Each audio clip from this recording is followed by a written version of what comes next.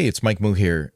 A friend asked me about what happens if you upload a video and what can you do about it if you upload a video and you don't want the audio to be playable, or you want to mute it, or you want to just kind of get rid of it.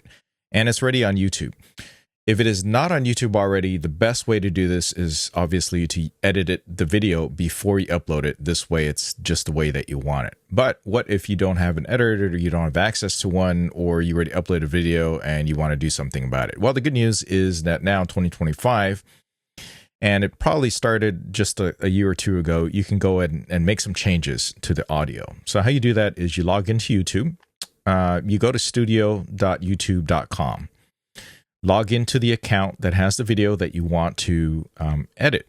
So I'm just going to show you right here, studio.youtube.com.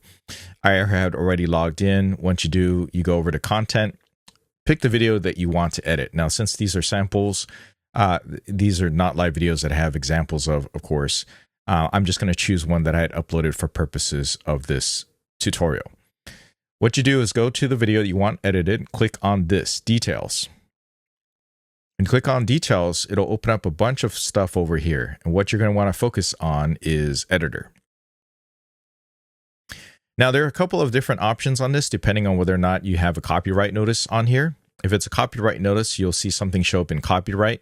And then you can actually mute out whole sections or the entire video if there is copyrighted music. So I guess that is kind of a weird workaround, is that let's say you have something playing from some popular music, and you had recorded it in a video and you uploaded it, you then have the option to mute the entire video. So basically no sound.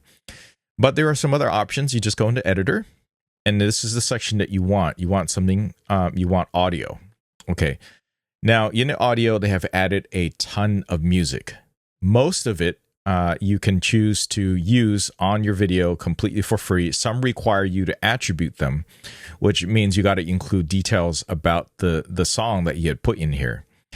Now, if you click on it, you can choose view details, and it would say, okay, this is what you need to copy and paste in the description of the video in order to use this video legally in your video without causing a problem with copyright strikes. You don't want copyright strikes. You either want to license your music, use free music, or use something from that YouTube has licensed for everybody to use. So for instance, you can switch out this stuff. You could choose attribution not required, which means that you don't have to put details about the music in your video if you don't want to. And then it's just a matter of playing it back, seeing if you like the way that it sounds in your soundtrack, and then adding it directly to the track.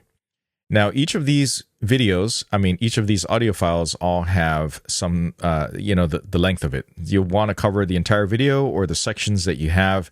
I'll just give you an example. Let's say I'm going to do this jazz, and I'm not going to play it right now. I'm just going to show, just click plus to add. As you can see, now Jazz in Paris has now taken over the timeline that I have over here. And it only lasts this far into the video. You can add more to it by just adding it again and again. So if I wanted to cover the whole thing, I'll need to add a certain amount and drag it over the timeline and cover the entire video. So you see the video is only 2 minutes. And if I just do that, that will cover the entire length of the video with the soundtrack. Now, when you do this automatically, by default, it mixes and replaces the audio specifically in the entire video. All right, so that means all you're going to hear is the song Jazz in Paris, which I'm not playing here. But if you want to change that, you say, well, I just want it as background. Then you click over here, more actions. There's 3 little dots down here. Click on more actions. You can choose the mix level. Okay. So if you want this to be just kind of in the background, and you still want a little bit of the foreground, the original soundtrack in here. In this case, it's a biking video, so you're just going to be hearing the road sounds. Not that interesting, but say you want a little bit ambiance. You switch it down to a certain level. They'll adjust it live. You can click play to see how you like it. Like, is that too loud? Is it too soft, etc.? That's what the mix level is. And it's by percentages. So all the way to the right means the original track on there is completely taken over by the music. So if someone plays this back, the entire thing will be just the music plus the visuals. All right. So that's how you can replace the entire thing. Now, if you want to add sound effects, it looks like they added sound effects as well. So like, let's say if I want to put car, like little car sounds. Well, here's the terrible one. Let's say you want to add sounds of your car getting keyed. Just click plus, and you drag it to the timeline where you feel like, you know, it makes sense for the sound of the car getting keyed. And, you know, that'll just add that onto the track. Simple enough. All right. Now, this is very important, is that once you click save, I believe it goes to editing mode. And basically, it will take the YouTube servers a period of time to complete this. A lot of times, it could take hours, depending on how much resolution your video is, how complex the edits that you were done, that you did on the video will take. So note that even though you click save, it's not ready yet. So don't share the video yet until it's done. And you can come back in there and confirm. It'll probably tell you. So I'm going to click on save, and it'll say, look, it might take a few hours. Just so you know, during that time, the viewers will see the current version of the video. That means it'll still have everything that I had before I did these edits. And I won't be able to make any changes during this time because it is in queue on YouTube servers. And the original version of your video will be stored so you can undo your edits, which is good. All right, so I'm going to click save. Now, after this confirms is done, it lets you know video editing is in progress, and editing progress will be displayed here soon, so you can double check on it if you want. You can leave the window open. I believe you can also just come back to it. So let's say you do come back to it. It says, look, it's processing. Edits up to high definition. This is a 4K video, and that there's 5 minutes left, and that means in 5 minutes or so, the first version of the video will be ready to go. And then they'll do another version that will handle the higher resolutions, probably 4K, etc. So after that's done, it'll check for all these details. Now, if you had chosen an audio file that had creative attributions, the Creative Commons, then you would go back into details, and then what you do is you would paste the details over here. Okay, so remember when I showed you what happened when we chose a Creative Commons audio file?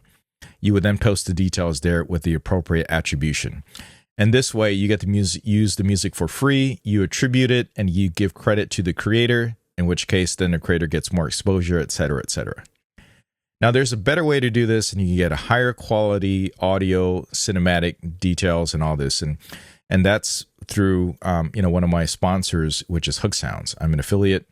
If you go to go.mikemoo.com/Hook Sounds, you can get a lot of royalty-free music and sound effects, etc., and intros that you can use for your videos, and you can monetize them if you like.